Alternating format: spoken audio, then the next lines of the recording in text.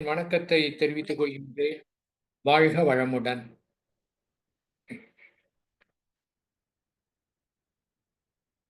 ஸ்ரீ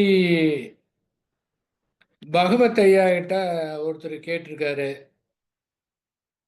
ஒண்ணுமே செய்ய தேவையில்லை அப்படின்னு சொல்றீங்களே, சும்மா இருந்தால் எப்படி இறைநிலைய உணர முடியும்? இறைநிலைய அடைய முடியும் அப்படின்னு கேட்டிருக்காரு. இதுவரை ஆன்மீகத்திலே அனைவருமே சொல்லியிருக்கின்றார்கள். மனித பிறவியினுடைய நோக்கம், அவருடைய இலக்கு என்னவென்றால், இறைநிலையை உணர்வது, இறைநிலையை அடைவது. இந்த பிறவியின் நோக்கமே இறைநிலையை அடைவதுதான் என்று சொல்லியிருக்கின்றார்கள். அனைத்து ஞானியர்களும் அதேதான் சொல்லியிருக்கின்றார்கள். அதன் காரணமாக அந்த கருத்து மிகவும் வலுவாக இருக்கின்றது. அதன் காரணமாக இறைநிலையை அனைவரும் தேடத் துவங்கி விடுகிறார்கள். உண்மையாகவே இறைநிலையை எவ்வாறு அடைவது, எப்போது உணர்வது என்பதுதான் கேள்வி. இறைநிலைய அடைய முடியுமா? இதுல அவங்களே சொல்லியிருக்கிறாங்க, இறைநிலை என்பது நம்முடைய உயிருக்கு உயிராக இருக்கின்றது. நம்முடைய உயிருக்கு உயிராக இருக்கின்றது என்ற போது அதை எப்படி அறிந்து கொள்ள முடியும்? அது போன்று இருக்கும்போது அறிந்து கொள்ளவே இயலாது. அதே போன்று அவர்களே இன்னொன்னையும் சொல்லி வைத்திருக்கின்றார்கள். என்னவென்றால், அதாவது இறைநிலை என்பத அறியவே முடியாது. அதை கண்டவர் விண்டிலர், விண்டவர் கண்டிலர் அப்படின்னு சொல்லியிருக்கிறாங்க. அதை காணவே முடியாது அப்படின்னு சொல்லியிருக்கிறாங்க. அப்படி பார்த்தோம் என்றால், உண்மையாகவே இறைநிலையை எப்படி அடைவது, எப்போது அடைவது அப்படின்னு வச்சுக்கிட்டாலும், எப்போது அந்த இறைநிலையை, இறை உணர்வை எப்போது உணர்வது எப்போது? அதாவது அந்த இறைநிலை என்பது, அந்த சுத்தவெளி என்பது நம்முடைய அறிவாக இருக்கின்றது. அறிவை எவ்வாறு தெரிந்து கொள்வது? எல்லாவற்றையும் நம்முடைய அறிவின் மூலமாக தெரிந்து கொள்கின்றோம். அறிதலைத்தான் அறிவு என்று கூறுகின்றோம். அறிவை கொண்டு அறிதல். அறிதல். அப்ப அதை அறிந்து கொள்கின்றோம். அந்த இறை உணர்வுதான் இந்த இடத்திலே அறிவாக இருக்கின்றது. அனைத்துமே இறை உணர்வாக இருக்கின்றது. நம்மிடத்திலே இருக்கக்கூடிய அந்த ஆதாரமான அறிவு, அதனுடைய ஆதாரமான அதனுடைய வெளிப்பாடுதான் நம்முடைய உணர்வுகள், அதனுடைய அனுபவங்கள். அப்படி பார்த்தோம் என்றால், இறைநிலை என்பது அனுபவத்தின் வாயிலாக தேடினோம் என்றால் கிடைப்பதற்கு வாய்ப்பு கிடையாது. அனுபவம் என்பது வேறு, அனுபவம் அனுபவிக்கப்படும் பொருள் என்று இருக்கும்போது, அந்த இறைநிலைய தனியாக கொண்டு அதை அறிய முடியுமா என்றால், அதை அறிவதற்கு வாய்ப்பே கிடையவே கிடையாது. இதைத்தான் முதலாவதாக புரிந்து கொள்ள வேண்டும். அறிந்து கொள்ளவே முடியாது. அதாவது ஒரு உதாரணம் பார்க்கலாம். அதாவது இரவு நேரம் இருட்டாக இருக்குது.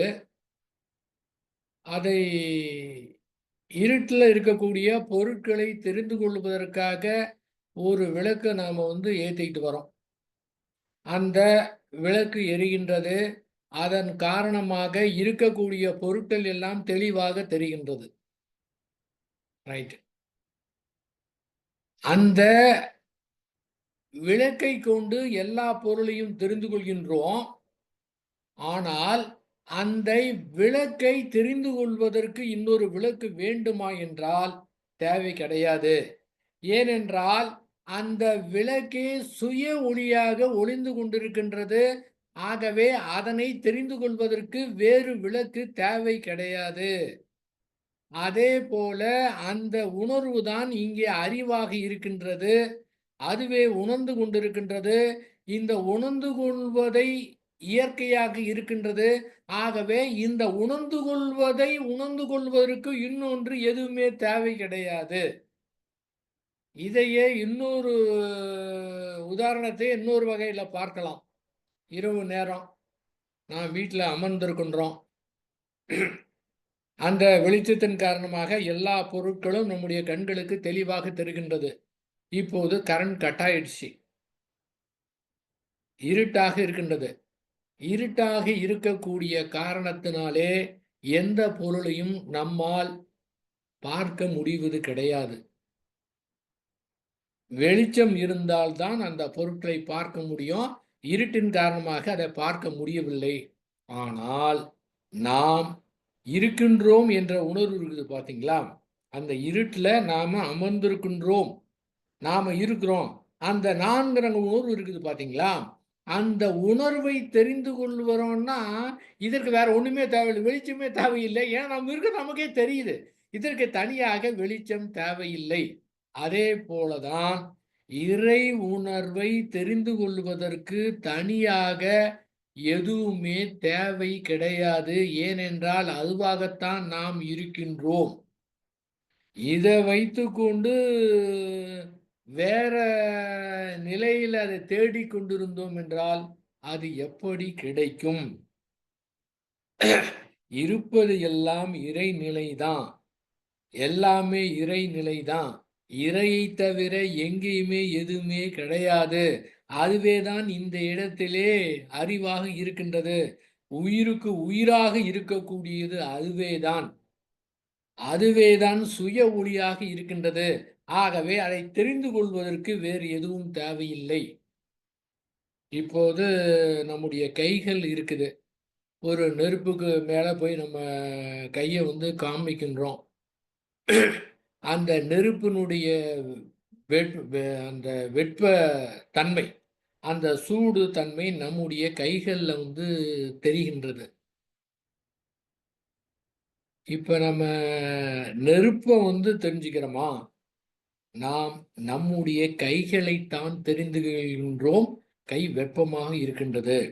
இது ஐஸ் கட்டியில போய் கையை வச்சோம், இப்ப ஜில்லுன்னு இருக்கு.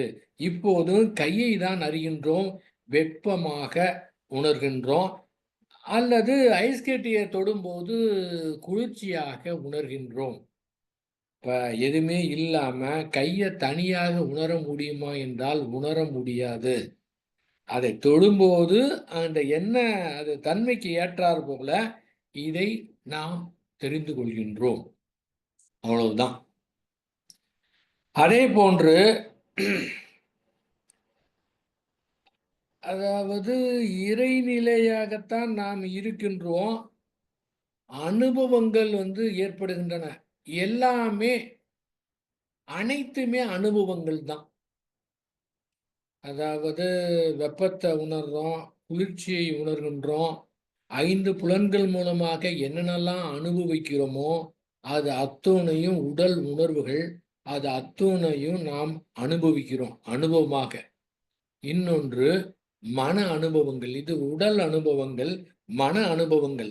மன அனுபவங்கள் என்றால் நம்முடைய மனதிலே ஏற்படக்கூடிய நினைவுகளுக்கு ஏற்றார் போல உணர்வுகள் வெளிப்படுகின்றன. எந்த மாதிரி நினைவு தோன்றுகின்றதோ அதற்கு ஏற்றாற் போல உணர்வுகள் தோன்றுகின்றன. பயம், துக்கம், மகிழ்ச்சி, கோபம், போன்ற உணர்வுகள் வெளிப்பட்டு கொண்டே இருக்கின்றன.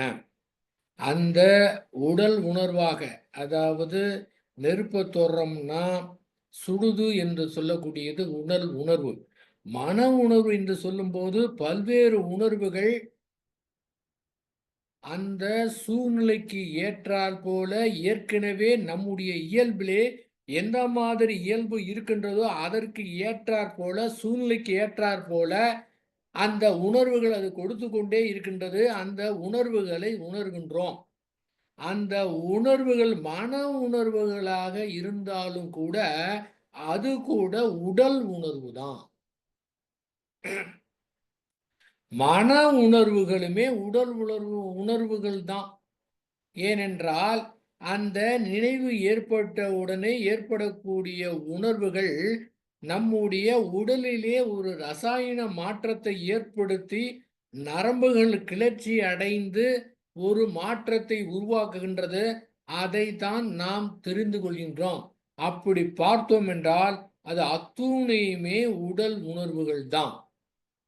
அப்ப சூழ்நிலைக்கு தகுந்த மாரி, நம்முடைய இயல்புக்கு தகுந்த மாரி காலையிலிருந்து நைட்டு வர பல்வேறு நினைவுகள் காரணமாக பல்வேறு உணர்வுகள் வெளிப்பட்டு கொண்டே இருக்கின்றன. பல்வேறு அனுபவங்கள் தோன்றிக் கொண்டே இருக்கின்றன. தோன்றிக் கொண்டே இருக்கின்றன. அது மறைந்து கொண்டே இருக்கின்றது.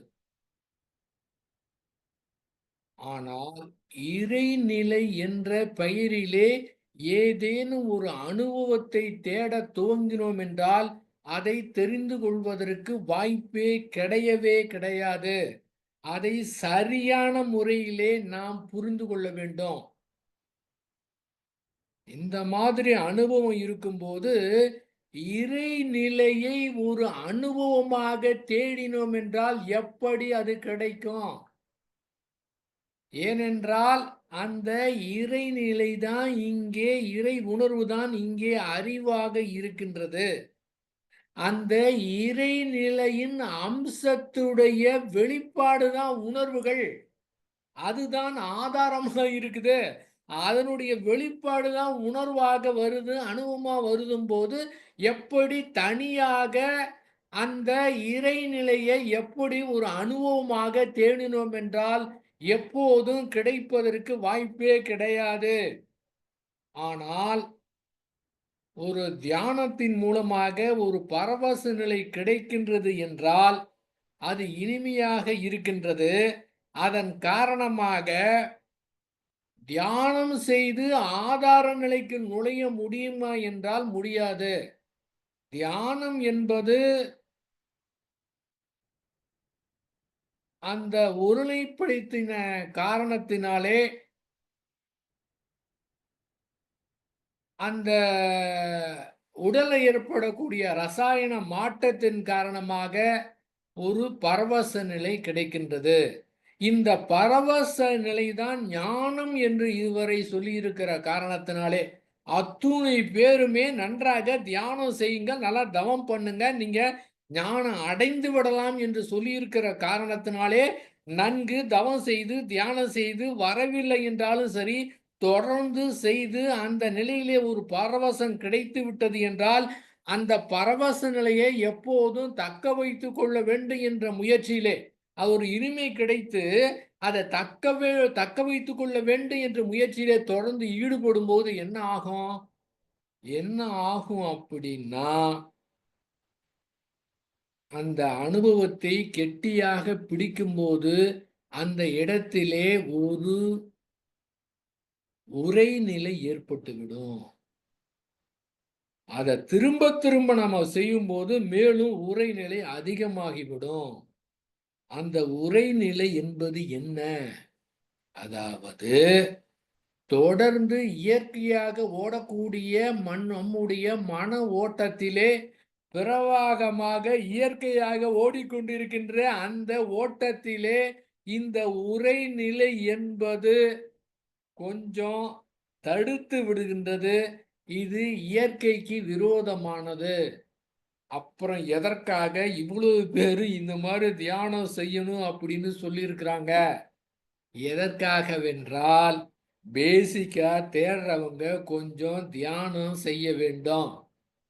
துவக்க நிலை ஆன்மீகத்துல துவக்க நிலையில் இருக்கிறவங்க அந்த தியானத்தை செய்ய வேண்டும். எதற்காக ஆன்மீக உலகத்திலே பிரவேசம் செய்தார்கள்? சாதாரண மனிதர்கள் இருக்கின்றார்கள் என்றால் அவர்கள் 5 புலன்கள் மூலமாக இன்பத்தை அனுபவித்துக் கொண்டு இந்த இன்பம்தான் நிலையானது என்று தொடர்ந்து அதை அனுபவித்தே போகும்போது புலனும் கெட்டுரும், உடலும் கெட்டுவிடும். எதை செய்ய வேண்டும், எதை செய்யக்கூடாது, எது தர்மம், எது அதர்மம், எப்படி நடந்து கொள்ள வேண்டும், சமுதாயத்தில் எப்படி இருக்க வேண்டும், இயற்கை எப்படி இருக்கின்றது. வேதாத்திரி மகரிஷி அவர்கள் சொல்வது போல இயற்கை, மனிதன், சமுதாயம் இந்த மூன்றையும் சரியான முறையில் தெரிந்து கொண்டு தன்னுடைய வாழ்க்கையை ஒரு ஒழுங்கமைப்போடு நடத்த வேண்டும் என்று கூறுவார்கள். அந்த முறையிலே எப்படி என்று தெரிந்து கொள்வதற்காக ஆன்மீகத்தில் இருக்கலாம். முடிந்து போச்சு. எல்லா உலகத்தில் எத்தனையோ ஆன்மீக அமைப்புகள் இருக்கின்றன. அது அத்தனை நோக்கமே இதுதான். அப்ப ஓரளவுக்கு அதை தெரிஞ்சுக்கிட்டோமா எப்படி இருக்குன்னு, அதான் முடிஞ்சு போச்சுங்க. அதோட அது முடிஞ்சு போச்சு. ஆன்மீகத்தை அதுக்கு பிறகு க்ளோஸ் பண்ண ஏன் நமக்கு பேசிக் தெரிஞ்சிருச்சு. திரும்ப அதை செய்து தக்க வைத்து மனதுக்குள்ள போராட்டத்தை ஏற்படுத்தி கொண்டு அந்த மாதிரி இருக்கணுங்கிறது கிடையாது. தெளிவா தெரிஞ்சிருச்சுன்னா இப்போது அந்த அகத்துல ஏற்படக்கூடிய உணர்வுகளை தடுக்காம அப்படியே ஃப்ரீயாக விட்டு விட்டோம் என்றால் அது ஒரு பிரவாகமாக ஆறாக ஓடிக்கொண்டிருக்கும். இந்த இடத்துல அகத்தை பொறுத்த நமக்கு வேலையே கிடையாது. அதுல எந்த விதமான சங்கடம் ஏற்படாது, குற்ற உணர்வு ஏற்படாது, எந்த பிரச்சனையுமே ஏற்படாது. நம்முடைய புற செயல்களை நாம் பாட்டுக்கு தொடர்ந்து செய்து கொண்டே இருக்கலாம். இவ்வளவுதான். ஆனால் அந்த உரைநிலை ஏற்பட்டு விட்டது என்றால் ஒரு அனுபவத்தை பிடித்து வைக்க வேண்டும் என்று முயற்சி செய்தோம் என்றால் அது இயற்கைக்கு விரோதமான வழி. நல்ல தவம் செய்து அந்த அனுபவம் கிடைத்து அந்த அனுபவம் மேலும் இருக்கணும், நல்லா இருக்கணும். எப்படி இருந்ததோ அந்த தியானம் அப்படியே பிரபஞ்சத்துல மிதக்கிற மாதிரி பறக்கிற மாதிரி இருக்கு. எது வேணாலும் பேசிக்கலாங்க.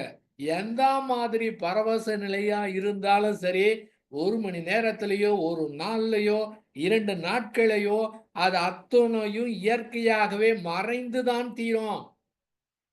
ஏன்னா ஓடிக்கொண்டிருக்கின்றது, தொடர்ந்து இயங்கிக் கொண்டே இருக்கின்றது. இயற்கையே இருக்கிற இடம் தெரியாமல் அது பாட்டுக்கு நகர்ந்து கொண்டே இருக்கின்றது. அதே போலதான் நம்முடைய அறிவிலே தொடர்ந்து அனுபவங்கள் ஏற்பட்டு கொண்டே இருக்கின்றன, உணர்வுகள் ஏற்பட்டு கொண்டே இருக்கின்றன. அந்த அனுபவங்கள் மறைந்து கொண்டே இருக்கின்றன, உணர்வுகளும் மறைந்து கொண்டே இருக்கின்றன. இதுதான் இயற்கை. இந்த இயற்கையை சரியான முறையிலே புரிந்து கொண்டு விட்டோம் என்றால் அதிலே குறுக்கிடாமல் இருக்கலாம். ஆனால் அந்த அனுபவத்தை தக்க வைக்க வேண்டும் என்றோ அல்லது ஏற்படக்கூடிய அனுபவத்தை நீக்க வேண்டும் என்றோ நாம் முயற்சி செய்தோம் என்றால் இந்த இடத்திலே தான் சிக்கல் ஏற்படுகின்றது.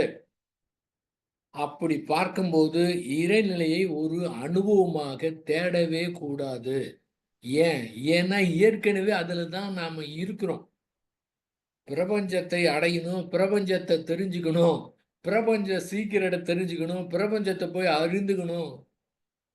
என்ன பியூட்டி தெரியுங்களா? நாம இருக்கிறது பிரபஞ்சத்துல தான். அந்த பிரபஞ்சத்துல தான் இந்த பூமி தன்னைத்தானே சுற்றி கொண்டு சூரியன் சுற்றிக்கு வரக்கூடிய பாதையிலே ஓடிக்கொண்டிருக்கின்றது. நம்முடைய பூமியே பிரபஞ்சத்திலே அந்தரத்திலே மேய்ந்து கொண்டிருக்கின்றது.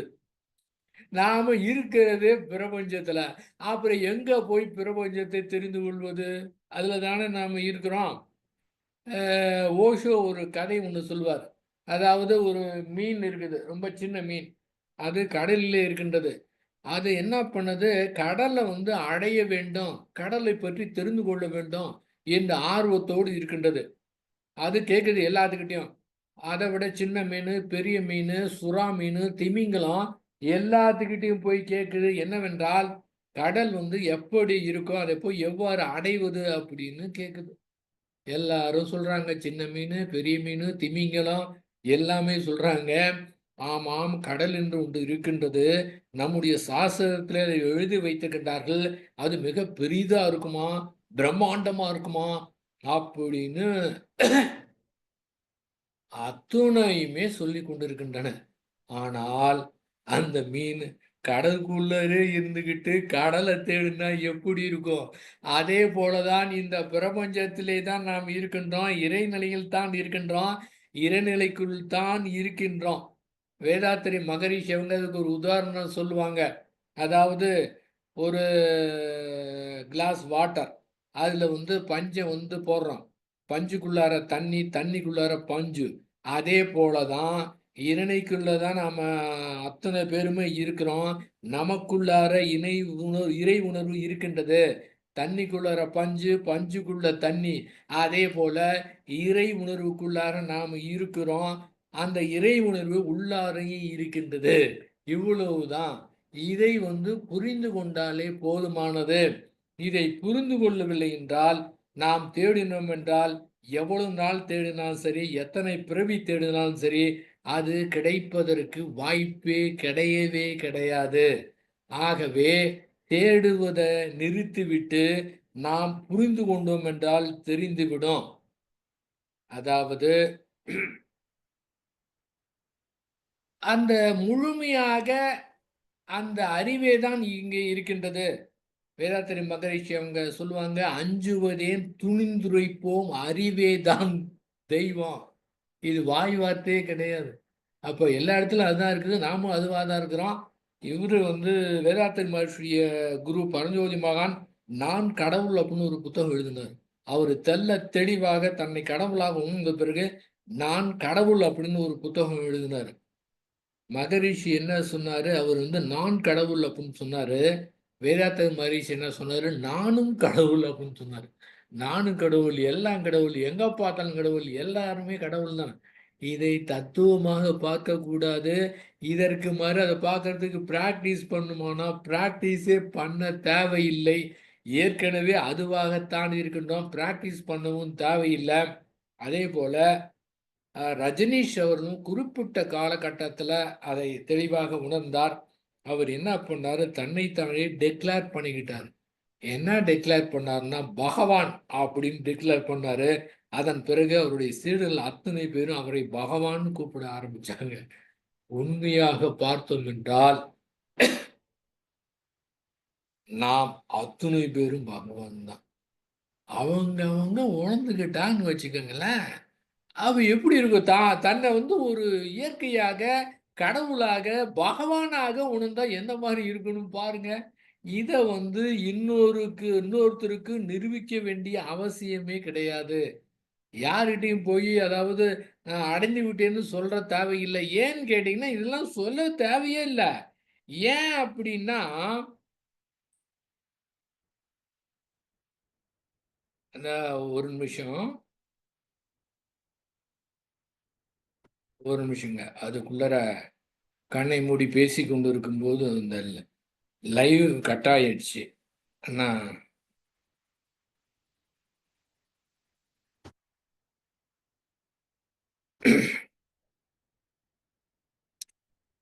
வாழ்க வளமுடன்.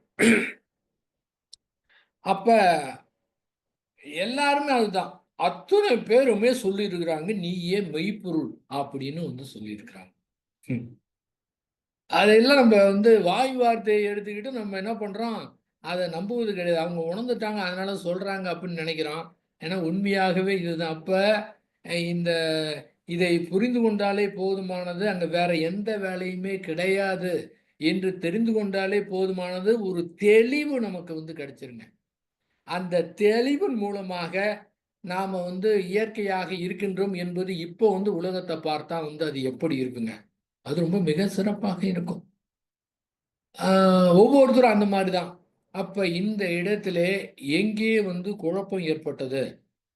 எங்க குழப்பம் ஏற்பட்டதுன்னா, வரக்கூடிய உணர்வுகள் ஆ அதன் தாக்கத்தின் காரணமாக, அதாவது வரக்கூடிய உணர்வுகளுடைய ஆயுள் அரை வினாடி தான் அது மறைந்துவிடும்.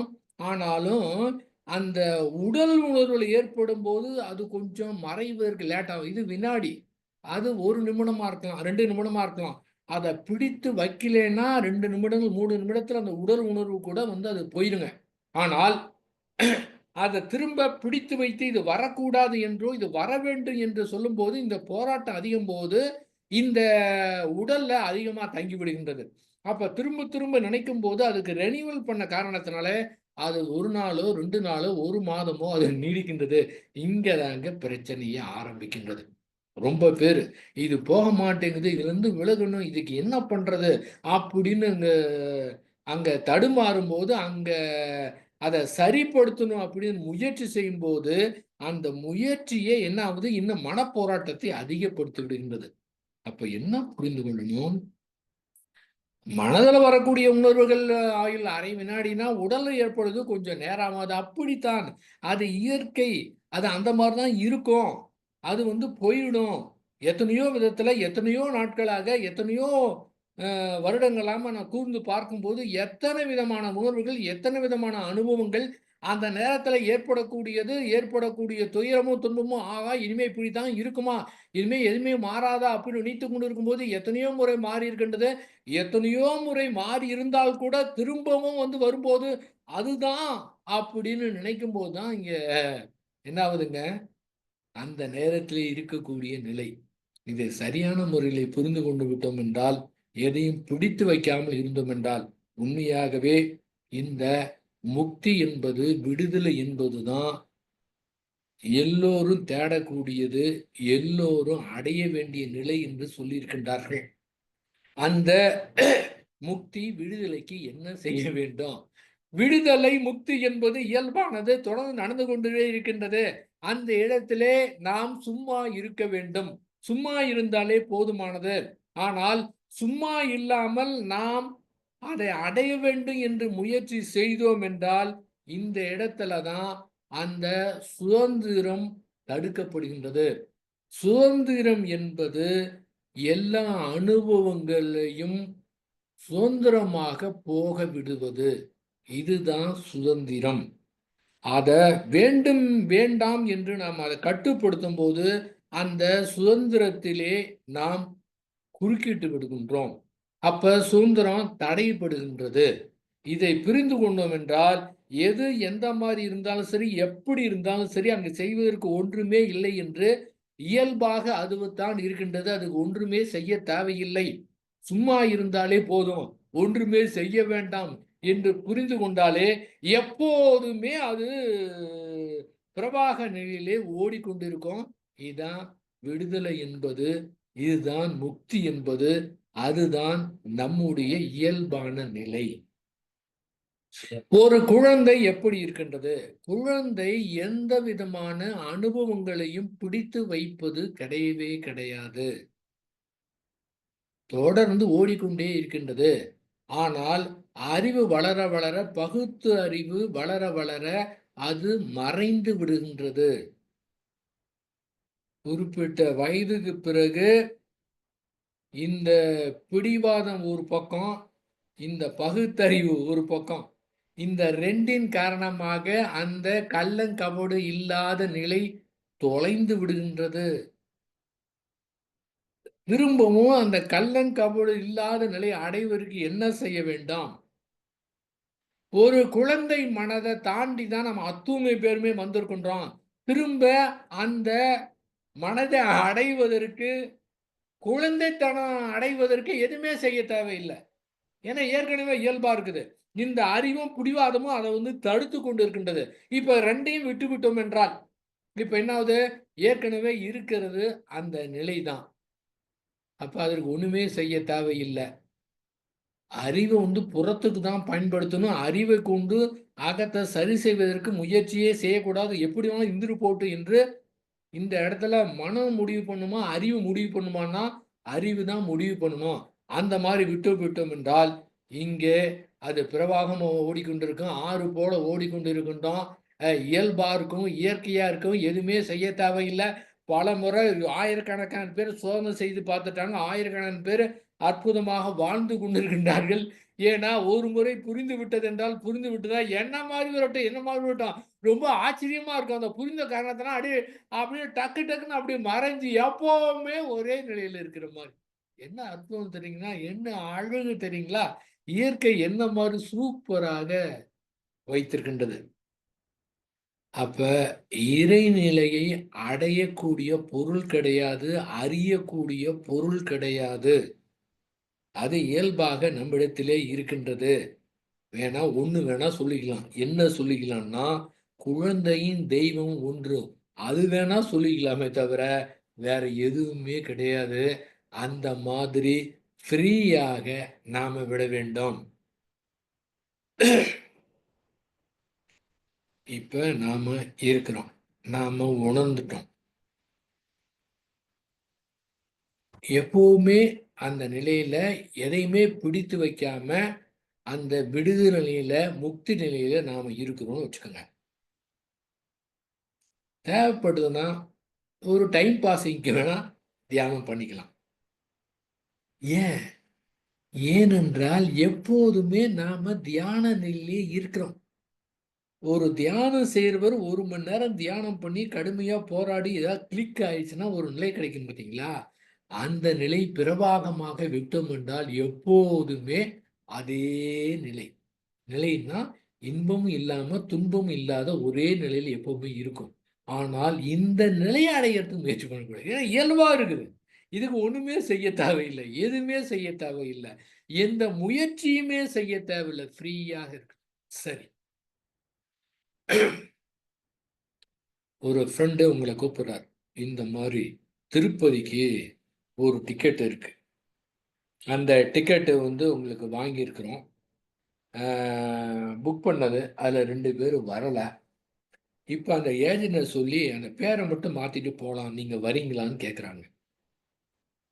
தாராளமா போலாம். நீங்க வந்து திருப்பதி நினைச்சவனையே எந்த நோக்கத்துக்கு போறீங்க? அந்த திருப்பதியில அந்த இடத்துல அற்புதமான வைப்ரேஷன் இருக்கும். இதுவரை லட்சக்கணக்கான பேர் தங்களுடைய தாட் ஃபோர்ஸ் அங்க கொடுத்துருக்குறாங்க.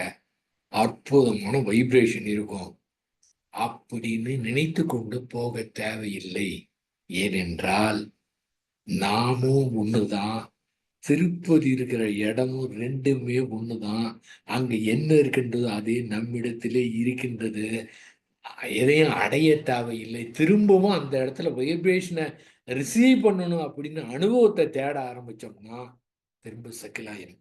ஆனால் அதுவே தான் நம்ம இருக்கிற அந்த இடத்துல எப்படி இருக்கோம் இங்க இருக்கோம். ஏங்க அதை ஃபீல் பண்ண தேவையில்லை. ஏன்? ஏன் அப்படின்னா இயற்கையாக இருக்கின்றது. இருக்கிற இடம் தெரியாமல் இருந்து கொண்டிருக்கின்றது. அந்த தேவைப்படக்கூடிய நேரத்துல அது கிடைக்கும். ஒரு 10 கிலோ ஒரு பெட்டி ஒண்ணு இருக்கு. அந்த பெட்டி வந்து 10 கிலோ தூக்குதுன்னு சொல்றாங்க. அந்த ரோடுப்பா. உங்க ரோடு இல்லப்பா, லீட்டு குமாரசாமி பைப்லைன் ரோடு. உஷா அவர்களே, நீங்க அத கொஞ்சம் கட் பண்ணிருங்க. ஓகே.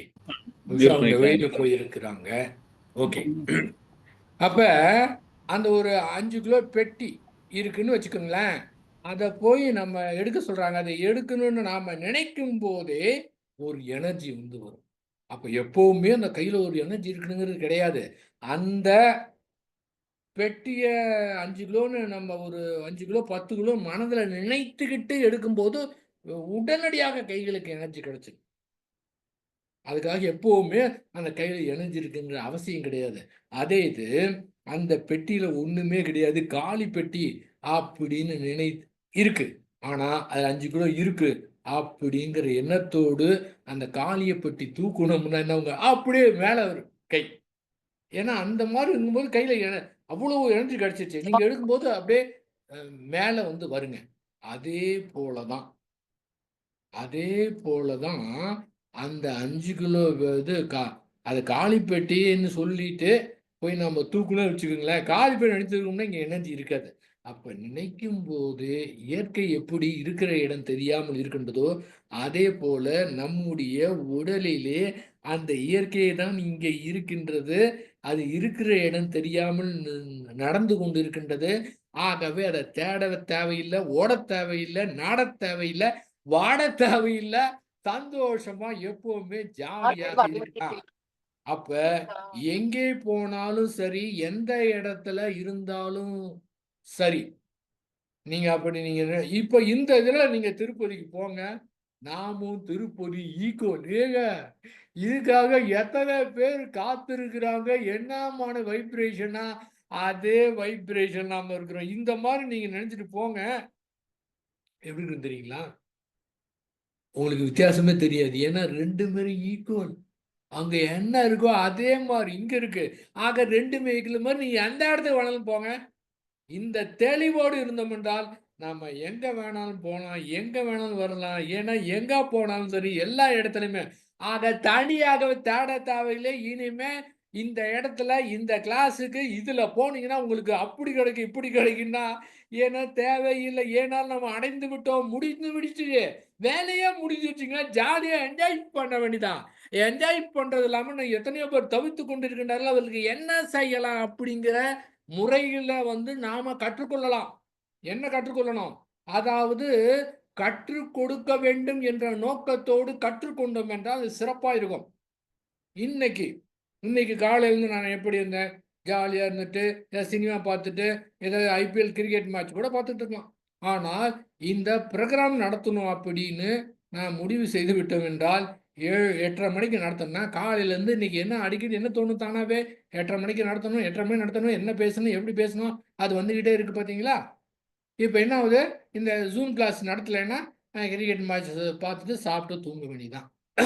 ஆனால் இத நடத்தணும் அப்படிங்கும்போது, அதாவது மத்தவங்களுக்கு அத சொல்லணும் அப்படிங்கும்போது, அந்த காரணத்துக்காக நம்ம கற்றுக்கொள்ள வேண்டும் என்று நினைக்கும்போது, இங்க மேலும் தெளிவு கிடைக்குது.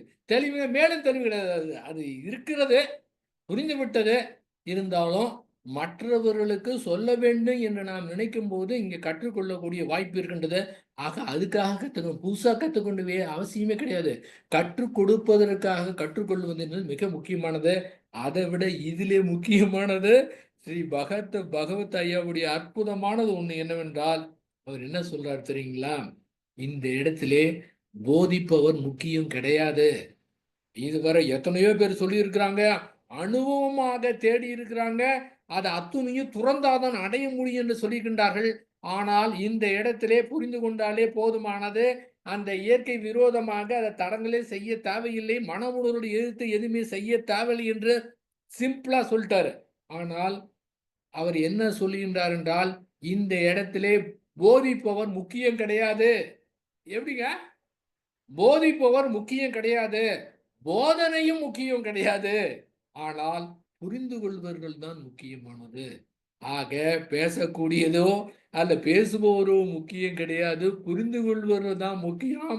அந்த புரிந்து கொள்பவர்களுக்கு எடுத்து சொல்லி அவர்களை புரிந்துவிட்டு அவர்களுக்கு புரிந்துவிட்டால் போதுமானது. என்ன அற்புதம் பாருங்க. ம். இதுவரை எத்தனை மகான்கள் தோன்றி இருக்கின்றார்கள். இதுவரை எத்தனை பேர் வந்திருக்கிறாங்க. இப்பவும் எத்தனை பேர் இருக்கின்றார்கள். எவ்வளவு புகழ், எவ்வளவு ஃபேமஸ், எத்தனை பேருங்க. ஆனா, அந்த போதனை செய்றவரு ஒண்ணுமே இல்லைங்கிறாரு. அது முக்கியமே கிடையாதுங்கிறாரு. புரிஞ்சுக்கிறவங்க தான் முக்கியம். ஏன்னா, புரிஞ்சுக்கக்கூடிய எண்ணிக்கை அதிகமாச்சா எல்லாம் ஈக்குவல் ஆயிருவாங்கல்ல.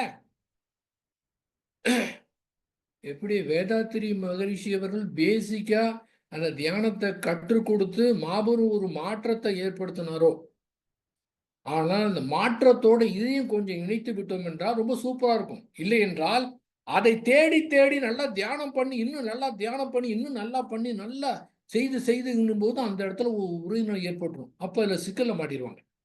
அதனோடு இதையும் 2யும் மிக்ஸ் பண்ணிட்டோம்னா, அப்ப என்ன ஆவுது? தியானத்துக்கு தியானமும் ஆயிருது. அது இல்லாம ஏற்கனவே அவர் அற்புதமான திட்டங்களை அமைத்து விட்டார். உலக சமாஜத்துக்கு என்ன பண்ணணும்? அப்ப அந்த தனி மனித அமைதி, குடும்ப அமைதி, உலக அமைதி என்பது இது சாதாரண வாய் வார்த்தை கிடையாது. அதுல இருக்கிறவங்க எத்தனை பேருக்கு இது புரியும் தெரியாது. ஆனா, இந்த எந்தவித போராட்டமும் இல்லாம எப்பவுமே போராட்டம் என்பதே மன போராட்டமே இல்லாம, மனதுக்கு முரண்படாம எப்பவுமே இருந்தா, அவரு சொல்லக்கூடிய அந்த தனி மனித அமைதி இதுதாங்க. இல்லை என்றால் போராடிக்கிட்டே இருந்தோம்னா, அப்ப இதை பயன்படுத்தி அவருடைய அந்த தனி மனித அமைதியை பெற்றுவிட்டோம் என்றால், எத்தனை தனி மனிதர்கள் அந்த அமைதியோடு இருக்கின்றார்களோ, அதை பொறுத்து பெரிய ஒரு மாற்றத்தை ஏற்படுத்த முடியும். அப்ப புரிந்து கொண்டுள்ளவர்கள் திரும்பவும் கற்றுக்கணும். நீங்க டெலகிராம்ல இருந்தீங்கன்னா, டெலகிராம்ல போய் பகவத் பாதைன்னு ஒண்ணு இருக்கு. அதுல போனீங்கன்னா எல்லா 2011 இருக்கக்கூடிய பகவத்பாதை இதழ் எவ்ரி மந்த் மேகசின் இருக்குது பாத்தீங்களா, அதுல போய் படித்தீங்கன்னா பல்வேறு தலைப்புல இருக்கு. இப்ப நான் பேசிக் கொண்டிருப்பது கூட அந்த பகவத்பாதையிலிருந்து இந்த இறை உணர்வை அடைவது எப்போது அந்த தலைப்புல பார்த்து நான் பேசிட்டு இருக்கேன். இந்த மாதிரி பல்வேறு கோணத்துல நாம மத்தவங்களுக்கு புரிய வைக்கும்போது ரொம்ப பேர் புரிஞ்சுக்குவாங்க. இது கடினமே கிடையாது. இது பிராக்டிஸே பண்ண தேவையில்ல. எந்த விதமான பயிற்சி, முயற்சி செய்யவே தேவையில்ல. ஏனென்றால் பயிற்சி, முயற்சி சொல்லிக் குடுத்துவிட்டு, அவங்கள போய் கேட்டா எனக்கு ரிசல்ட் கிடைக்கலன்னு சொல்லுவாங்க. அப்ப என்ன சொல்லுவாங்க? நீங்க சரியா பண்ணல, திரும்ப நீங்க பண்ணுங்கன்னு சொல்லுவாங்க. ஆனா இத பொறுத்தவரை பயிற்சி தேவையில்ல, முயற்சி செய்ய தேவையில்ல. புரிந்து கொண்டாலே போதுமானது அப்படிங்கும்போது என்னங்க ரொம்ப ஈஸியாச்சே! ரொம்ப ஈஸி. அப்ப எல்லோரும் சீக்கிரமா புரிஞ்சுக்கலாம். அப்ப மகரிஷி கண்ட கனவு இதன் மூலமா தான் நிறைவேறுங்க. வேற வகையில நிறைவேறதுக்கு வாய்ப்பே கிடையாது. அப்ப நமக்கு வேண்டியது என்ன?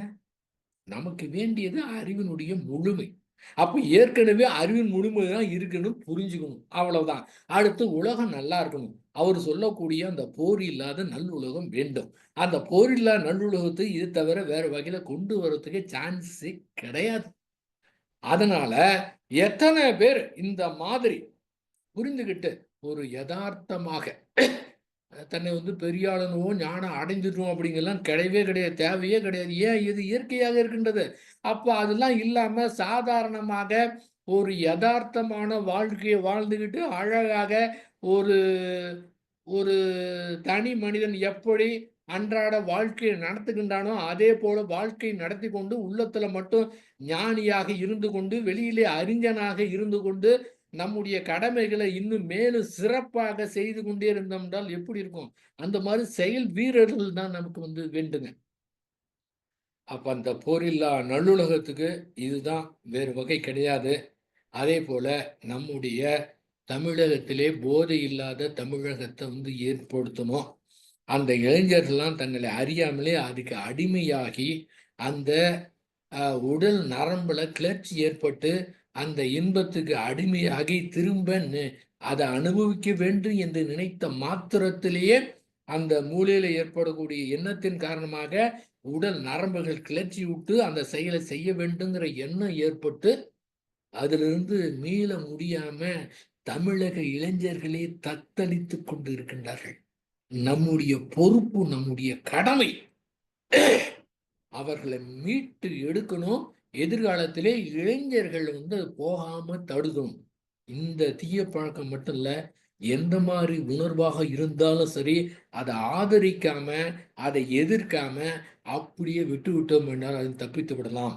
அந்த மாதிரி மது அருந்தவர்களுக்கு அந்த மாதிரி எண்ணம் ஏற்பட்டதுன்னா, அதை எதிர்த்து போராடாம, இந்த மாதிரி குற்றமும் இல்லாம, இனிமே போடவே மாட்டேன்னு சொல்லிட்டு சத்தியம் பண்ணிட்டு எத்தனையோ பேர் போட்டுக்கிட்டு இருப்பாங்க. ஆனா அந்த உணர்வு ஏற்பட்ட உடனே எதிர்க்கவும் இல்லாம, ஆதரவும் குடுக்காம அப்படியே விட்டுட்டாங்கன்னா, பின்னாடியில மறைஞ்சிரும் ஒரு மேஜிக் மாரி இருக்கும். அதன் பிறகு எந்த காலகட்டத்தில அவங்க அதுக்கு போகவே மாட்டாங்க. இது மாரி எத்தனையோ இளைஞர்கள் அந்த மாரி இருக்கிறாங்க. நம்முடைய யூடியூப் பார்த்துட்டே ஒருத்தர் அந்த மாதிரி மாறி சூப்பரா இருக்காரு. அவரு கூட ஒரு வாரத்துக்கு முன்ன ஃபோன் பண்ணி, "ஐயா இத பார்த்துட்டே ஆயிட்டேன். நான் முன்ன போட்டுட்டு இருப்பேன். எனக்கு அந்த எண்ணமே கிடையாது. ரொம்ப அற்புதமா இருக்கிறேன். அந்த ஒரு மகிழ்ச்சிய தெரிவிக்கிறது தான் இப்ப உங்களுக்கு ஃபோன் பண்ணேன்னு" சொன்னாருங்க. அப்போ இத விட வேறு என்ன வேணுங்க? ஆக எந்த உணர்வா இருந்தாலும் சரி, நாம் ஏத்து போராடாம அப்படியே விட்டுவிட்டோம் என்றோம் என்றால் தானாகவே சரியாகிவிடும். ஆக இந்த சமுதாயத்துல நம் தனி மனிதன் என்ன பண்ண முடியும் என்று இல்லாமல், நிச்சயமாக நாம் ஏதோ எப்படியோ ஒரு மாற்றத்தை ஏற்படுத்த முடியும். எப்படி வேதாத்திரி மகரிஷி என்ற ஒரு நபர், தனி நபர் எப்படி மாபெரும் மாற்றத்தை ஏற்படுத்தினாரோ, அதே போல இப்ப 2யும் கம்பைன் பண்ணிட்டு பண்ணோம்னா, அற்புதமான மாற்றத்த நாம உலகத்துக்கு கொண்டு வர முடியும். மார்ச் 1, 2ல அரக்கோணத்திலே ஸ்ரீ பகவத்தையருடைய ப்ரோகிராம் நடந்தது. Saturday evening. அந்த நிகழ்ச்சி ஏற்பாடுறதுக்கு முன்னால சொன்னாங்க. அது அரக்கோணம் ஒரு இண்டஸ்ட்ரியல் ஏரியா. ஆகவே லேபர்ஸ் அதிகம். ஆகவே சனிக்கிழமை நீங்க வைத்தீங்கன்னா அதிகமானவங்க வரமாட்டாங்கன்னு சொன்னாங்க. இல்ல பகவத்தை வைத்துக்கலாம்னு சொன்னாரு. வைத்தாங்க. ஒரு 190 பேர் வந்திருந்தாங்க சாட்டர்டே ஈவினிங். ஆனா அதுல ஒண்ணு என்ன பியூட்டினா, ஞாயிற்றுக்கிழமை காலையில, ஏன்னா ஞாயிற்றுக்கிழமைங்கிறது ரொம்ப பேர் வருவாங்கல்ல. ஞாயிற்றுக்கிழமை காலையில 10 மணிலேருந்து மதியம் 1 மணி வரை கம்ப்ளீட்டா கேள்வி பதில் நிகழ்ச்சி தான். அது ரொம்ப சூப்பரா இருந்துச்சுங்க. அவரே சொன்னார், "நேத்து வந்தாங்க, ஏதோ அவங்க போயிருவாங்கன்னு நினைச்சேன். இவ்வளோ பேர் வருவாங்க நானும் எதிர்பார்க்கவில்லை" அப்படின்னு ஸ்ரீ பகவத் ஐயா சொன்னாரு. 10லேருந்து 1 மணி வரை. கேள்வினா சூப்பரான கேள்வி. எதிர்காலத்துல YouTubeல வரும். நீங்க வந்து பார்க்கலங்க. அதுல அந்த 190 பேர்ல கிட்டத்தட்ட 150 பேர் வேதாத்திரி மகரிஷியுடைய சீடர்கள். மடக்கி மடக்கி சூப்பரா கேள்வி கேட்டாங்க. அவரும் அவங்களுக்கு நல்ல நிறைவாக இருக்கிற மாதிரி பதில் சொன்னாருங்க. ரொம்ப திருப்தியாக இருந்தது. பார்த்தீங்கன்னா, இப்போது சேலத்துல மட்டும்தான் வந்து ஞான முகாம் கொண்டிருக்கின்றது. அந்த கூட்டத்த பார்த்துட்டு சரி பகவத் ஐயாவே சொல்லிட்டாங்க. இதன் காரணமாக ஒரு 3, 4 மாதத்துக்குள்ளார அரக்கோணத்துல ஃப்ரீயாக 2 நாள் ஞான முகாம் நடத்திடலாம்னு சொல்லிட்டாரு. அது மாரி ஆங்காங்க ஊர்கள்ல அது மாரி நடத்தினா தான் ரொம்ப சீக்கிரமா மக்களுக்கு போய் சேரும். YouTubeல பார்க்குறவங்க யாருக்கேனும் நிஜமாகவே அந்த ஏக்கத்தோடு, தாகத்தோடு இருக்கிறவங்க அதை புரிந்து கொண்டார் என்றால், இதே போல எத்தனையோ பேர் உலகத்துல கோடிக்கணக்கான மக்கள் இயங்கிக் கொண்டிருக்கின்றார்கள்.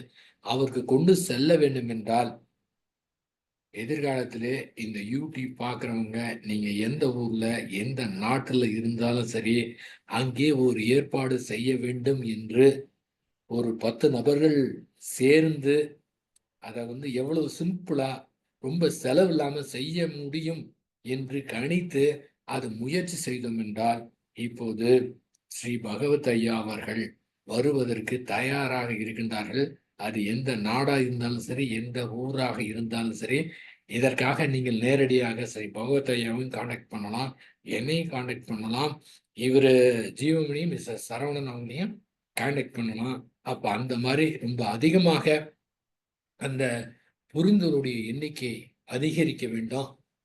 அதற்கு உண்டான செயல்களை நாம் செய்வோம். அதாவது இன்பம் என்றால் இன்பம் என்றால் இப்ப ஃப்ரெண்டோட அரட்டை அடிச்சுக்கிட்டு இருக்கோம். நேரம் போறதே தெரியல. இது ஒரு இன்பம். சில பேர் தண்ணி போடுறாங்க. அது ஒரு இன்பம். இப்ப வந்து ஐபிஎல் மேட்ச் நடக்குது. மார்ச் 22 ஆரம்பிச்சது. மே 25 வரை நடக்க போகுது. டெய்லி மேட்ச் பார்த்துட்டு இருக்கிறாங்க. ஒரு த்ரில்லிங். அதே தான் நடந்துகிட்டு இருக்குது. அதே 20 ஓவரு. இதுலயே த்ரில்லிங்கா மக்கள் பார்த்துக் கொண்டிருக்கின்றார்கள். இதெல்லாம் ஒரு இன்பம்.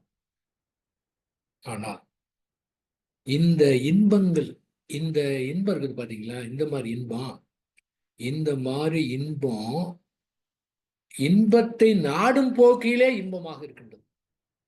இந்த இன்பங்கள் வெளிப்புற செயலுக்கு உதவிக்கு வருவது கிடையாது.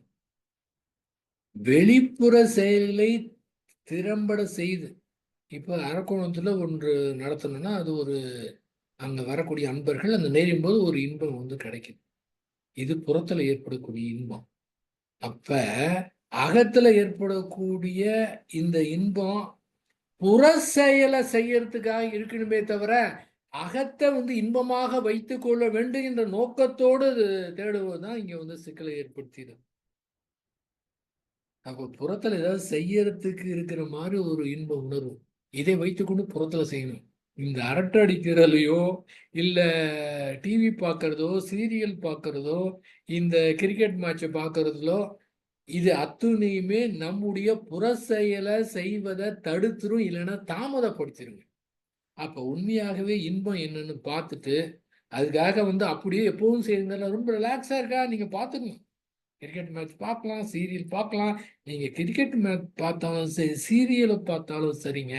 இத புரிஞ்சிருச்சுன்னா, நீங்க அதுல கூட பல்வேறு பாடங்கள வந்து கத்துக்கலாம். ஆக அந்த முறையிலே நாம் புரிந்து கொள்வதை எந்த ரூபத்திலயாவது புரிந்து கொள்வதற்கு முயற்சி செய்யணும்.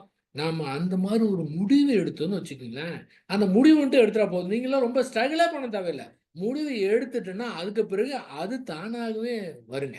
ஆகவே ரொம்ப மக்களுக்கு கொண்டு செல்ல வேண்டுங்கிற ஒரு நோக்கத்தோடு தான் அந்த ஸ்பிரிச்சுவல் ஸ்கூல் டிவி இயங்கிக் கொண்டிருக்கின்றது. அதை மேலும் அனைவரும் கை கொடுத்து அதை சிறப்பாக கொண்டு செல்லும் என்று கூறி, வாய்ப்பு அளித்த உங்கள் அத்துணை பேருக்கும் நன்றி கூறி, ஃபேஸ்புக்கில் இதுவரை பார்த்த அன்பர்களுக்கும் நன்றி கூறி அமைகின்றேன். வாழ்க வையகம், வாழ்க வையகம், வாழ்க வளம். வாழ்க வளமுடன் ஐயா. யாராவது ஐயாட்ட கேள்விகள் ஷேர் பண்ணுறேன்னா பேசுங்க.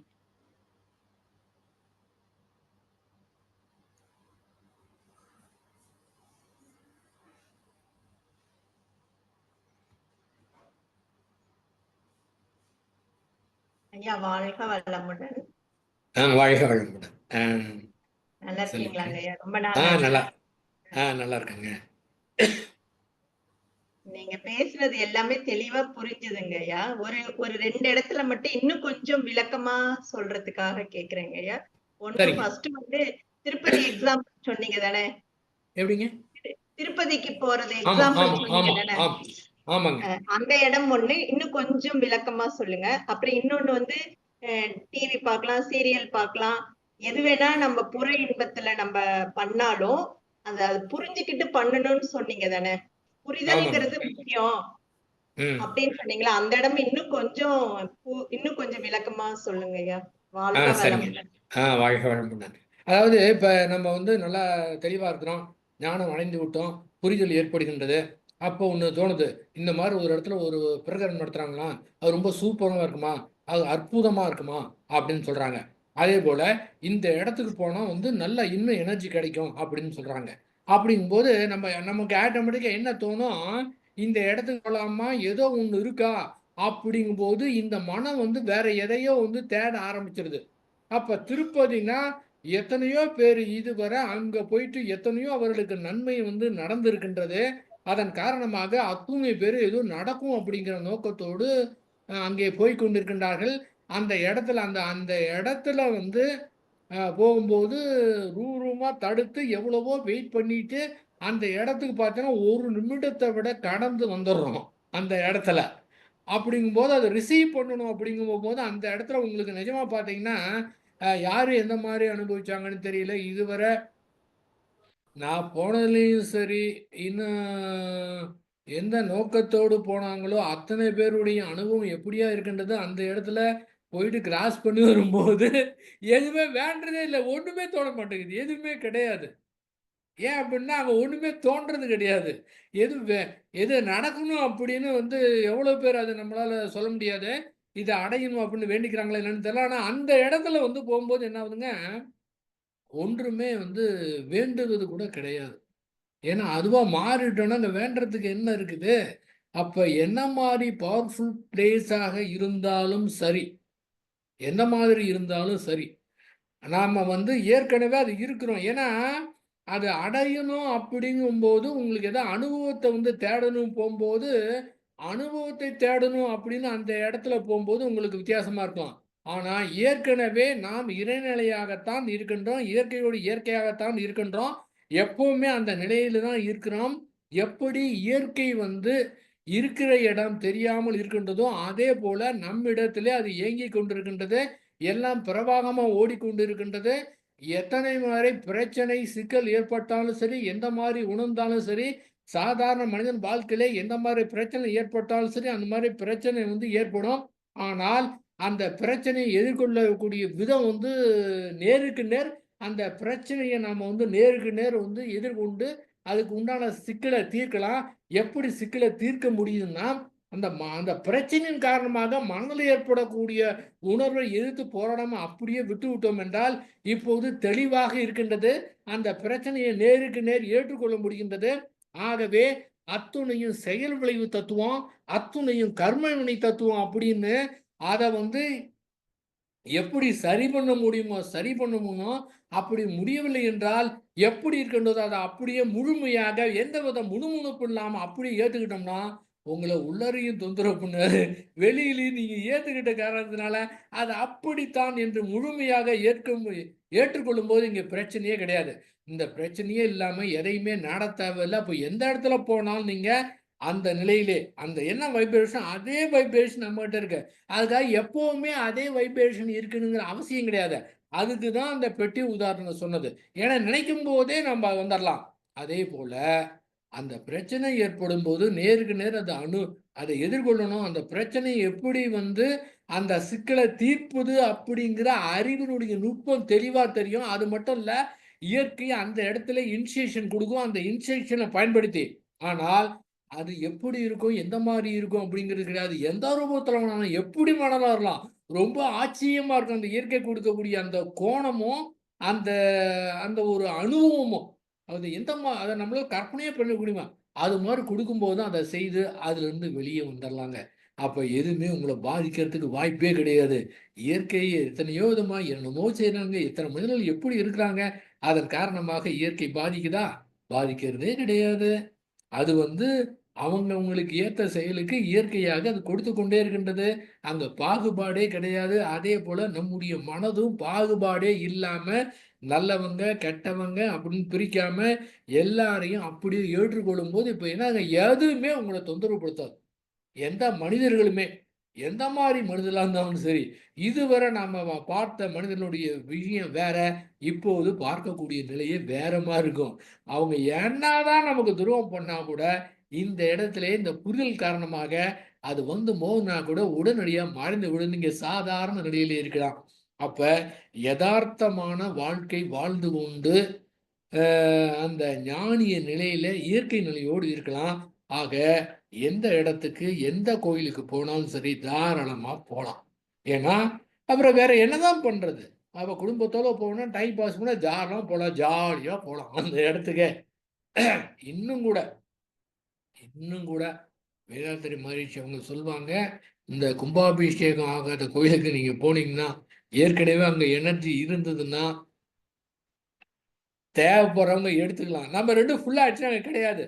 எங்கேயாவது குறைவா இருந்தால் நாமே கூட அங்க குடுக்கலாம். அந்த அளவுக்கு எனர்ஜி நம்மிடத்திலே அபரிதமா இருக்குதுங்க. அந்த நிலையில நீங்க போனீங்கன்னா, அங்க குறைவா இருந்தா கூட நாம குடுக்கலாம். எப்படி இருக்கு பாருங்க. ஆக்சுவலா மலேசியா போயிட்டு வந்த புதுசுல நான் இங்க சின்னாடன் கோயில்ல ஒரு சின்ன கோயில் இருக்கு. அங்க போயிட்டு வரும்போது இங்கேயும் அங்க வெயிட் பண்ணேன்.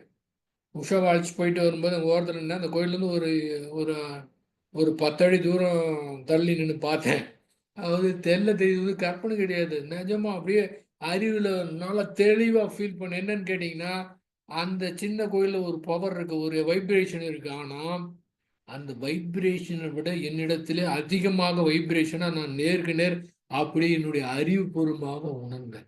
அதுக்கு பிறகு அந்த அனுபவம் கிடைக்கல. அப்புறம் எதுவுமே டெஸ்ட் பண்றது இல்ல. அது தானா தோணுச்சு. ஆக ஒவ்வொரு கோயிலுக்கு போயிட்டு என்னை விட அது கம்மியா இருக்கு அப்படின்னா அது தேவையில்லை. ஏன்னா எப்பவுமே இருக்கிறப்ப இந்த கம்பேரிஷனே தேவையில்லை. ஆக அந்த முறையில எப்போதும் அந்த மாதிரி ஒரு எனர்ஜியாகத்தான் இருக்கின்றோம். ஆக எப்பவுமே அதை ஃபீல் பண்ண தேவையில்லை. அந்த நேரத்துக்கு அது வரும். இயற்கையில பல்வேறு சிக்கல்லாம் ஏற்படும் போது உங்களுக்கு தானாக தோன்றி அந்த சிக்கலை தீர்க்கக்கூடிய தன்மை வந்துரும். ஓகே. ஒண்ணுங்க. இந்த கேள்விக்கு நன்றி, நன்றி. நல்ல தெளிவான விளக்கம். நீங்க சரிங்க. சொல்ற அனுபவம் நிறைய தடவை நானும் அனுபவிச்சிருக்கேங்கய்யா. Very good. வாழ்க வெரி குட். வளமுடன். இந்த புரிதலுக்கு அப்புறம் நீங்க சொல்ற மாதிரி நிறைய நமக்கு நாமளே நம்மளை டெஸ்ட் பண்ணி பார்ப்போம். இல்ல எனக்கு எதுவுமே தோணல. ஓகே, எது கிடைச்சாலும் ரைட் அப்படிங்கிற மாதிரி அந்த இது வந்துருச்சுங்க. முடிஞ்சு அதாவது போச்சு. அவ்வளவுதான். எதிர்பார்ப்பு இல்லாம இருக்க முடியுது. இயல்பா இருக்க முடியுதுங்கய்யா. வாழ்க கரெக்ட். வளமுடன். ரைட்டு. வாழ்க வளமுடன். அடுத்து கிரிக்கெட் மேட்ச் நாங்க பார்க்குறோம். இந்த இடத்துல 6வது இந்த T20 மேட்ச் பார்க்கறதுக்கு என்ன காரணம்னா, ரொம்ப இன்ட்ரெஸ்டிங்கா இருக்குது. முன்ன டெஸ்ட் மேட்ச் இருந்தது 5 நாட்கள். எல்லா அணுவுமே மறையக்கூடியது, மாறக்கூடியது. அத குறிப்பிட்ட இதுக்கு மேல இத அனுபவிக்கும்போது இந்த உடல் உணர்வு ஏத்துக்காது. நீங்க தியானம் பண்றீங்க, 20 வருஷமா தியானம் பண்றீங்க, 30 வருஷமா தியானம் பண்ணீங்கன்னா, அந்த தியானம் செய்து நல்ல தியானம் செய்து என்னவுங்க, அந்த ரசாயன மாற்றம் ஏற்பட்டு குறிப்பிட்ட அளவு தான் அத அனுபவிக்க முடியும். அதற்கு மேல போயிடுச்சுன்னா, தீவிரமாக கடுமையான அடைஞ்சே தீர்வேன்னு பண்ணா, அபரிதமா ஏற்பட்டு அது உடலுக்கே கேடா முடியக்கூடிய வாய்ப்பு இருக்கின்றது. ஏன்னா, அது மாறிக்கிட்டே இருக்கணும். ஒரே குறிப்பிட்ட ரசாயன மாற்றம் இருந்தா அது ஏத்துக்காதுங்க. ஏன்னா, எப்படி மன உணர்வுகள் மாறிக்கொண்டே இருக்கின்றது. அதே போல அனுபவங்களும் மாறிக்கொண்டே இருக்கணும். அப்போ ஒரு துரியாதி தவம் செய்தீங்க. அது குறிப்பிட்ட அனுபவம் கிடைச்சது. அப்போ இனிமையா கிடைச்சது. அந்த இனிமையத்த அத வச்சுக்கிட்டு திரும்ப அடையணும் முயற்சி பண்ணும்போது, அத அடைய முடியுமான்னா முடியாது. வேற மாரி அனுபவம் வேணா கிடைக்கலாம். அப்ப என்ன ஆகுதுங்க, இங்க ஒரு போராட்டம் வந்து ஆரம்பிச்சுருதுங்க.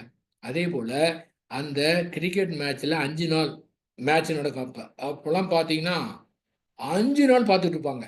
அப்புறமே என்ன ஆகுது, அத அனுபவிச்சு, அனுபவிச்சு அது போர் அடிச்சிருச்சு. அடுத்து ஒன் டே மேட்ச் வந்தது. One day match 50 over. First 60 over இருந்துச்சுங்க. அது 50 ஓவர். 50 ஓவர்ல காலையில 9 மணிலேருந்து சாயந்தரம் 5 மணி வரணும். அத பார்த்தாங்க. ஏன்னா 60 ஓவர் பார்த்துட்டு, இது 5 நாள் மேட்ச் பார்த்துட்டு, 5 நாள் காலையில 10 டூ 5 90 ஓவருங்க ஒரு நாளைக்கு. எது டைம் 5 மணிக்கு முடிஞ்சா, இல்லன்னா 90 ஓவர் முடிஞ்சதுன்னா ஆட்டத்த முடிச்சிடணும். 5 நாளைக்கு ஆடிட்டு இருக்கணும். அது அனுபவிச்சு, இன்பம் அனுபவிச்சு அது போர் அடிச்சிருச்சா? அடுத்து என்ன ஆச்சு, ஒன் டே மேட்ச்சு 60 ஓவர், அப்புறம் 50 ஓவர் ஆக்குனாங்க. அது பார்த்துக்கிட்டே இருக்கணும்.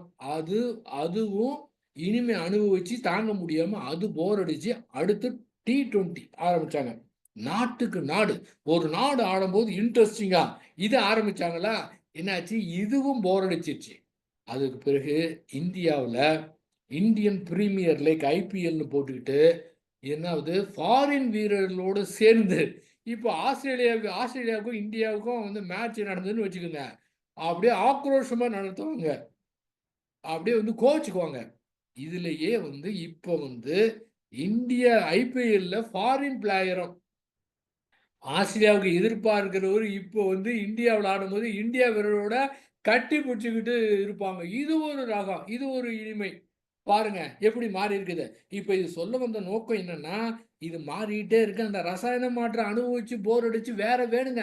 ஆக மாறிக்கிட்டே இருக்கு. எதிர்காலத்துல இன்னும் வேற ஏதாவது மாற்றம் வந்து வரலாம். என்ன T20 மேட்சே வந்து போர் அடிச்சிரும். ஆரம்பத்துல ரொம்ப நல்லா இருந்தது. இப்பல்லாம் வந்து இப்ப என்ன ஆகுதுங்க, திரும்ப வரும்போது உன் பேர் வந்து இதுல வந்து நடுநிலையா இருக்கணும். இந்த குறிப்பிட்ட அணி தான் ஜெயிக்கணும் அப்படின்னு ஒரு எதிர்பார்ப்பு இருந்தா, அந்த அணி ஜெயிச்சா சந்தோஷமா இருக்கும். அணி தோத்துட்டா துன்பமா இருக்கும். அப்ப என்ன ஆகுது? இந்த இடத்துல திரும்பவும் இன்பம், துன்பம் வந்துருது. எதையுமே பிடிச்சு வைக்கக்கூடாது. இன்பம் வேண்டும். அதாவது வெற்றி இந்த அணி தான் வெற்றி பெறணும் அப்படிங்கிறது இல்லாம, இந்த அணி தோக்கணும் அப்படின்னு இல்லாம, இல்ல எதிர்பார்த்த அணி தோற்று விட்டது என்றால், இங்க துன்பம் வந்து ஏற்பட்டுவிடும். திரும்ப திரும்ப வந்து சிக்கல் ஆரம்பிச்சுருது. அப்ப யாரு அந்த நேரத்துல எ திறமையா ஆடுறாங்களோ, அதை பொறுத்து இருக்கின்றது. அது மட்டும் இல்ல, இந்த சாம்பியன் ட்ரோஃபி நடந்தது. பாகிஸ்தான் ஆக்சுவலா அது நடத்துனது. இந்தியா வந்து பாகிஸ்தான் போறதுனால துபாயில போய் நடத்துனாங்க. அதுல வந்து ஒரு விளம்பரம் வந்து தோனி வந்து சொல்றாரு. தோனி வந்து எப்பவுமே கூல் கேப்டன். ரொம்ப கூலா இருப்பாரு. ஆனா அவருடைய விளம்பரம் என்ன வந்து தெரியுங்களா? நான் வந்து ரொம்ப மேட்ச் ஆடியிருக்கேன். ரொம்ப கூலா இருப்பேன். கேப்டனா இருந்து மேட்ச் நடத்தியிருக்கேன். ரொம்ப கூலா இருக்கேன். ஆனால் இப்போது பார்வையாளனாக இருப்போது எனக்கு டென்ஷனா இருக்கு. ஏன்னா ஒரே ஒரு மேட்ச் தோத்தா கூட அந்த சாம்பியன்ஸ் ட்ரோஃபிய ஜெயிக்க முடியாது அப்படின்னு விளம்பரம். பாருங்க. அப்ப பார்வையாளரா இருக்கவங்களுக்கு தாங்க டென்ஷன் அதிகமா இருக்கும். ஆயிரக்கணக்கான மக்கள் பார்த்து கொண்டிருக்க அந்த கிரவுண்ட்ல விளையாடுறாங்க. அந்த உணர்வுகளுக்கு எந்தவித மதிப்பும் கொடுக்காம, அந்த செயல மட்டும் சரியா செய்ய வேண்டும் என்று அடிச்சாங்கன்னா, சிக்ஸர் வந்து போகுங்க. ஆனா, உணர்வுகளுக்கு அது உணர்வு குடுத்து அத சரி பண்ண முயற்சி பண்ணும்போது, செயல சிறப்பாக செய்ய முடியாது. அதாவது, இப்ப வந்து 2 பால் 2 பால் இருக்கு. 10 ரன் அடிக்கணும். 2 பால் 10 ரன் அடிக்கணும். வேகமா அடிச்சா என்ன ஆச்சு, அந்த டென்ஷன் ஆன காரணத்தினால என்ன ஆகுது, ஒரு அடிக்கும்போது பேட்டு வந்து பறந்து போயிருச்சு. என்னாச்சு? 1 ரன் தான் கிடைச்சது. இப்ப என்னாச்சு, 1 பால் ஜெயிக்க வேண்டியது 9. இப்ப வந்து என்னாச்சு, தெளிவா தெரிஞ்சு போச்சு. தோத்து போயிரும்னு தெரிஞ்சு போச்சு. இப்ப ஃப்ரீயா இருக்காரு. இப்ப பால் ஒண்ணு போட்டாரு. இவரு சிக்ஸர் அடிச்சாரு. ஏன்னா, இங்க ஒண்ணுமே இல்ல. தெரிஞ்சு போச்சு. இனிமே ஒண்ணுமே பண்ண முடியாது. அப்ப மனது ஃப்ரீயா இருந்தது. உணர்வுகளே இல்ல. அடிச்சாரு. 6 போச்சு. ஆனால் இதே போல அவரு மன உணர்வுகளுக்கு மதிப்பு குடுக்காம செயல மட்டும் தான் செய்யணும். அந்த டென்ஷன பயன்படுத்தி அற்புதமா அடிச்சாரு அப்படின்னா, 2 பால்ல 2 சிக்ஸர் அடிச்சா ஜெயிச்சிருக்கலாம். அந்த 2 சிக்ஸர்லயே மேட்சே மாறிடும். எல்லாமே மாறிடும். அப்போ இதிலிருந்து என்ன தெரிந்து கொள்ள வேண்டுமென்றால், மன உணர்வுகளுக்கு மதிப்பு குடுக்காம அங்க செயல்ல ஈடுபட வேண்டாம். அப்ப பந்து அடிக்கிறாங்க, இவர் டென்ஷனுக்கா போய் பிடிக்கிறாரு, பிடிக்க முடியல. ஈஸியான கேட்சே பிடிக்க முடியல. எல்லாரும் ரசிகர்லாம் திட்டுவாங்க. இங்க என்ன ஆச்சு, அதை பிடிக்கணுமே பிடிக்கணுமே அப்படிங்கிற உணர்வுல வந்து மிஸ் பண்றாங்க. ஆனா மன உணர்வை கண்டுக்காம அப்படியே கேட்ச் பிடிச்சிடலாம். இது மாதிரி சீரியல்ல பாத்தீங்கன்னா எல்லாமே நல்ல சீரியலா இருந்தா பார்க்கறதுக்கு ஆளே கிடையாது. ஏனென்றால் மக்கள் உலகத்துல எத்தனையோ பேர் இருக்கிறாங்க. சில சீரியல்லாம் பார்த்தா இந்த மாதிரி கெடுக்கிற ஆளுங்களும் இருப்பாங்களான்னு தோணும். ஆனால் இருக்கிறார்கள். அந்த சீரியல்ல பார்க்கும்போதே இந்த இந்த கேரக்டர், அந்த எழுத்தாளர் இந்த கேரக்டருக்கு என்ன மாதிரி உணர்வை கொடுக்குறாரு, வில்லியா சித்தரிக்கிறாரு, ஹீரோவா, ஹீரோயினாக, ஆக இவங்க வரும்போதே பேசும்போது இவங்க என்ன மாதிரி கேரக்டர். அப்ப இந்த எழுத்தாளர் இவங்களை இந்த கேரக்டரை வந்து எதுக்காக நம்ம வந்து அதை போய் அதை இன்ட்ரெஸ்டிங்கா பார்க்கறத விட, ஏன்னா அந்த புரிதல் வந்துருச்சுன்னா இவர் எதுக்காக இதை வந்து கொடுக்குறாங்க, என்ன உணர்வுக்காக கொடுக்குறாங்க, அவங்களுடைய கேரக்டர் என்ன, அவங்களுக்கு எந்த மாதிரி உணர்வு வெளிப்படுத்தணும்னு இந்த எழுத்தாளர் நினைக்கிறார். எழுத்தாளர் வந்து கதை எப்படி கொண்டு போவார்னு பார்ப்போமே தவிர அந்த கதைக்குள்ள போக மாட்டான். அப்ப அப்ப 24 மணி நேரமே கொண்டு போகணும்னா முடியுமா? இந்த புரிதல் எல்லாத்தையும் கொண்டு போய் 24 மணி நேரம் ஒர்க் பண்ண முடியாது. ஏன்னா அதுக்கு ஒரு காலம் இருக்கின்றது. ஒரு செடி வளரணும்னா காலம் இருக்குல்ல. அதே போல அதுக்கு ஒரு காலம் இருக்கு. இருந்தாலும் அந்த செடி வளர்றது கூட காலம் தேவைப்படுகிறது. அந்த புரிதலுக்கு காலமே கிடையாது. ஆகவே அந்த அந்த எண்ணம் எப்பவுமே இருக்கணும். அ அப்ப நீங்க வந்து கிரிக்கெட் மேட்ச் பார்த்து சூப்பரா அடிச்சு சூப்பரா ஜெயிச்சான்னா, எப்படி அப்படியே அத்தன பேரும் பாராட்டுறாங்க. இந்த மாதிரி இந்த புரிதல உலகத்துக்கு கொண்டு போகணும். நல்லா ஆடக்கூடிய மேட்ச்ல எப்படி செயல்படுறாங்க, அந்த மாதிரி திறமையா செயல்பட்டு உலகத்துக்கு கொண்டு போகணும்னு நினைத்து, அதுக்கு என்னென்னலாம் யுக்திய பயன்படுத்தணுமோ, அந்த மாரி நம்ம நினைச்சோம்னா, இப்ப எனர்ஜி கிடைக்கும். அப்ப கிரிக்கெட் பார்க்கறதை கூட இதுக்கு பயன்படுத்திக்கலாம். அதேபோல நல்ல ஒரு கதை அம்சம் இருந்ததுன்னா, உலகத்துல என்ன நடக்குது, எந்த மாரி மனிதர்கள் இருக்கிறாங்க அப்படிங்கிறதையும் அத கொண்டு கத்துக்கலாம். அப்ப புரிதல் இருந்தா நீங்க என்ன வேணாலும் பண்ணலாங்க. எப்படி வேணாலும் பண்ணலாம்.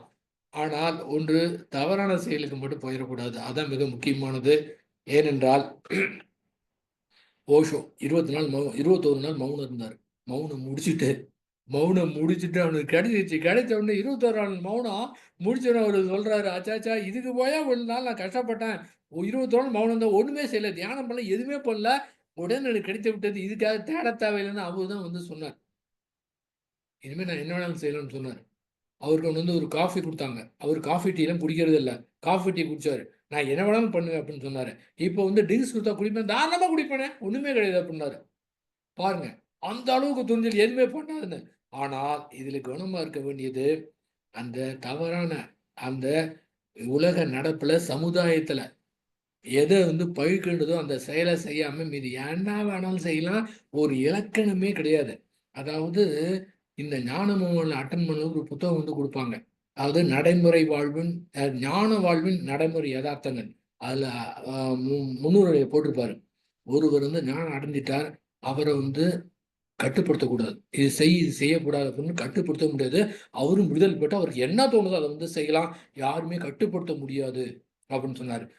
நான் சொன்னது புரிஞ்சுச்சுன்னா, நான் சொன்ன மாரி சொல்லுங்கல்ல. உங்க ஸ்டைல்ல நீங்க வந்து சொல்லலாம். அதான் எனக்கு ரொம்ப புடிச்சது. அதேபோல அவரை இப்படிதான் இருக்கணும்னு கட்டுப்படுத்தும் என்ன வேணாலும் இருக்கணும் செய்யலாம். எப்படி வேணாலும் செய்யலாம் அப்படின்னு போட்டிருப்பாங்க. ஆக அந்த மாரி ஃப்ரீ ஆயிட்டோம்னா, என்ன வேணாலும் பண்ணலாங்க. ஜாலியா இருக்கலாங்க. இந்த குற்ற உணர்வு எதுவுமே கிடையாது. இது பார்க்கலாம். ஜாலியா அரட்டை அடிக்கலாம். ஜாலியா சீட்டு ஆடலாம். என்ன வேணாலும் பண்ணலாங்க. சூப்பரா நம்ம வந்து என்ஜாய் பண்ணிட்டு, மற்றவர்களுக்கு அத புரிவிக்கிறதுக்கு முயற்சி செய்யலாம். அ மிக்க நன்றி. வாழ்க வளமுடன். வாழ்க வளமுடன் ஐயா. வேற யாரும் கேள்வி பேசுறீங்களா ஐயாட்ட?